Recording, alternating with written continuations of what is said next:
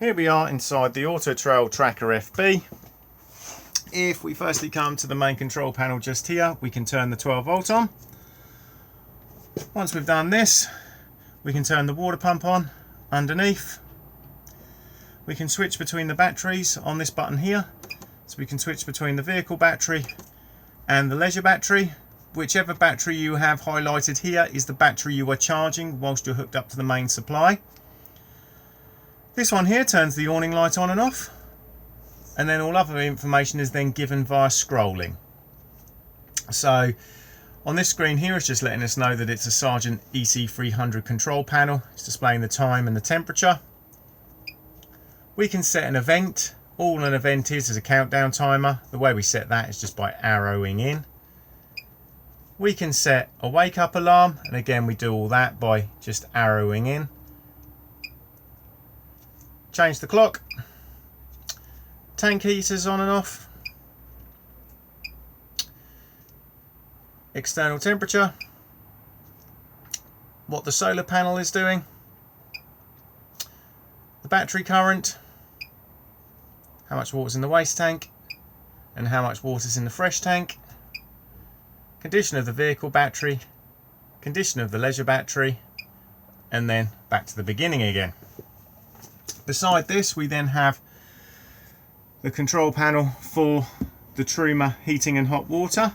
At the moment, it's displaying the time and letting us know we have main supply connected. If we now press this button here, you will see all these icons appear, and as I rotate this button, they begin to flash. If we start with the first icon, it is for your heating. If we now click on it, heating is off, and all we now do is just rotate and pick whatever temperature we would like it to be inside the motorhome, right the way up to a rather toasty 30 degrees. So let's say we want it to be 30 degrees in here, click on it, and it's now stored in, and you'll see a flame has appeared above. That flame there just represents the heating system, and it's just letting you know that you've set a parameter. Whenever the heating is in operation, this will flash, and once the temperature has been achieved, it will then go back to a solid state. After that, we then have hot water, and again click on it, hot water is off, rotate, and we can heat hot water in eco mode, which will give us a water temperature of about 40 degrees. We can heat it in hot, which will give us a temperature of about 60, and we can also perform a boost. The boost was mainly designed if there's going to be more than one of you having a shower in quick succession of each other, or if you just want a longer shower. If you do perform the boost and the heating is running, it will turn the heating off as it needs to take the extra power. But I will now put it on to 40, and you'll now see it is flashing. The reason the heating hasn't come on is because it's actually above 30 degrees inside the motorhome at the moment. Next we have power source. So we're currently using main supply with the two lightning strikes just there, and that is main supply using 2 kilowatts. If I rotate, we can lower the power consumption to 1 kilowatt, so if we're on a low amp site. We can run in dual fuel, so we can run on a mixture of gas and mains at 2, or a mixture of gas and mains at 1. This setting here is extremely handy, especially in the winter months if you want to get up to temperature nice and quickly. It will only use gas as it's required. And then if we have no main supply at all, we can solely run on gas. After power source, we then have circulation fan for the heating system, and we can run it in eco or high.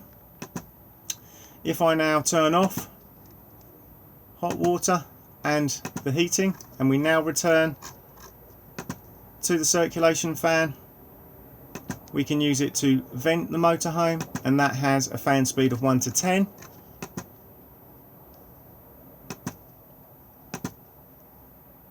Next we drop to the lower icons, and this one here is for a basic timer. So we literally just set a start time and an end time, and then literally just select what we want on within that time period. Obviously if you're going to be using the timer, it helps if the clock's correct, and that's all this one here does. And then lastly we have the settings menu. In here we have offset for the onboard thermostat, so if you don't think it's quite correct, you can just tweak it by a few degrees.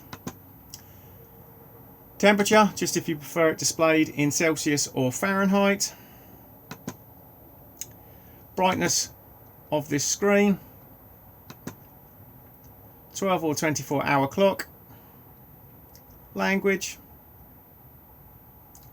index, which is more for the technicians, and then lastly full factory reset. From time to time these units will throw up error codes. They usually will be something relatively basic. So if I now just turn off the 12 volt control panel just here and we go back to this, in a second you will see a warning triangle come up. If I now select that, it will then display the error code, and that error code there is just letting us know that it's lost 12 volt. If I now turn this back on again, you'll now see it says no error, and it's all gone back to normal again. So sort of 9 times out of 10, as long as you rectify the problem, the error code will just go out. The main ones you're going to get are, like I've just done there, if you turn the control panel off, also if you don't have main supply connected when you're trying to run on mains, or if you're trying to run on gas without any gas. Sometimes if it doesn't work, I then always suggest that you then just do the factory reset, because sometimes they can just glitch and they just need a reset. Next we have the location for the consumer unit. So we have the trip switches just here. So we have the 3 individual MCBs, RCD and test button just here, and then they're labelled up just here. We then have the 12 volt fuses, again they're numbered and correspond here. We then have isolator switches for components that use main supply. So if we turn these off here, we are going to get an error code over on the Truma control panel if you're trying to run it on main supply. We can turn the battery charger on and off just here, but we want it on so we can charge the batteries when we're hooked up to mains. And this one here will illuminate if you have reverse polarity connected to the van. If it is illuminated, it doesn't matter. These Sargent units make it safe and reverse it for you. We then have exactly the same buttons as you will find on the main control panel. And then lastly we have full system shutdown. So if you're not using the motorhome for long periods of time, you can press this button here and it will kill any residual draw on the leisure battery. Tucked behind the driver's seat just here, there are a few more 12 volt fuses, and again they are labelled up.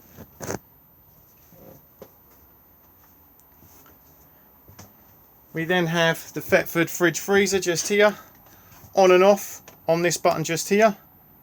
So off, on.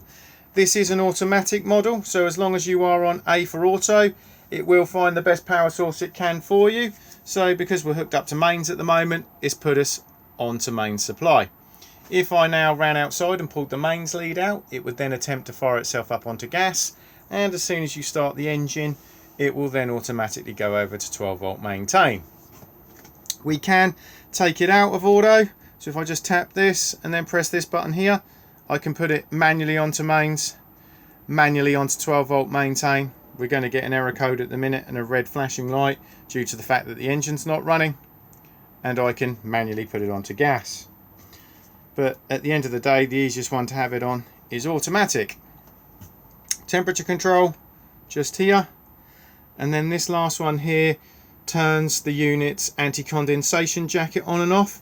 Currently the condensation jacket is on because it is extremely hot outside today, and this stops the unit from basically sweating and then forming a pool of water underneath it.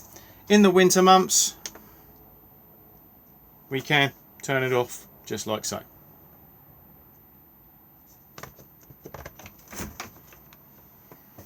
We then have the fridge just here. Because it is a very large model, it does have a secondary travel catch just sitting at the bottom just here. And then the freezer box just here.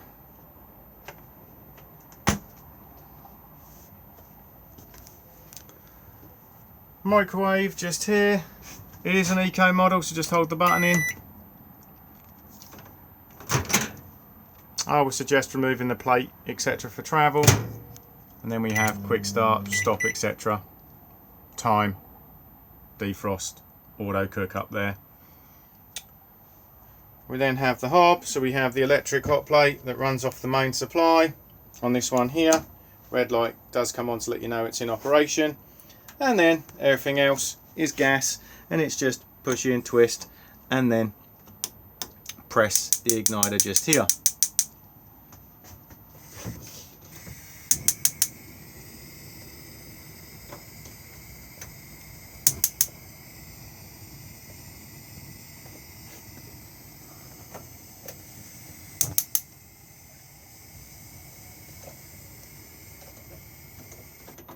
Beneath that we then have the grill.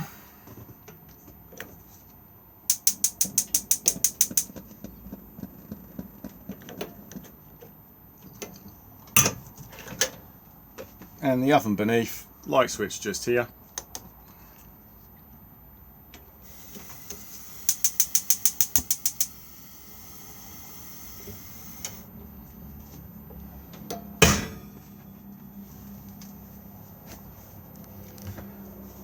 Laid out on the bed here, we just have the awning winding handle, the winter covers for the fridge vents, and the external shower hose.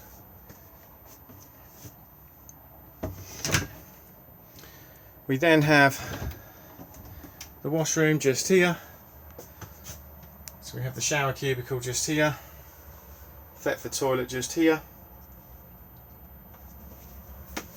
When you press this one, the fan will spin first and then press again, and then it will then flush. If you want to pause the fan, just press the button just there, and then as fairly normal we have the level indicator just here for the cassette itself.